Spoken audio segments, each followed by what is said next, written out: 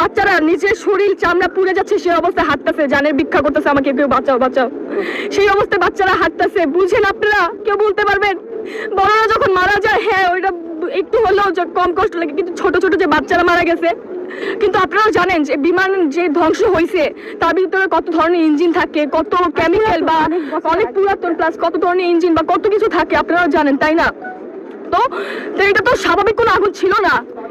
এটা যে ধ্বংস হয়েছে এখানে পড়ছে, এটা স্বাভাবিক ছিল না। এইটা চারদিকে ছড়া পড়ছে।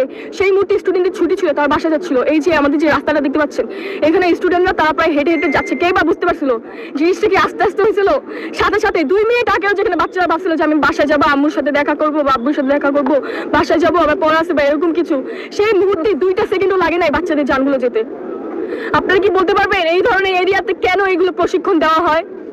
কোন দেশে বসবাস করছি আমি? কালকে কার ব্লেম দিব আমি বুঝতে পারতেছিলাম না। যে ছড়াচ্ছেন এটা 2013 সালের বিমান, আসলে সেটা না, সেটা হচ্ছে 1966 সালের বিমান। এত ফেক নিউজ কেন ছড়াচ্ছেন যে 19 থেকে 20 জন বাচ্চা মারা গিয়েছে, যেখানে হচ্ছে 200 জনের মতো বাচ্চা নিহত হয়েছে, আহত আরো অনেকে হয়েছে।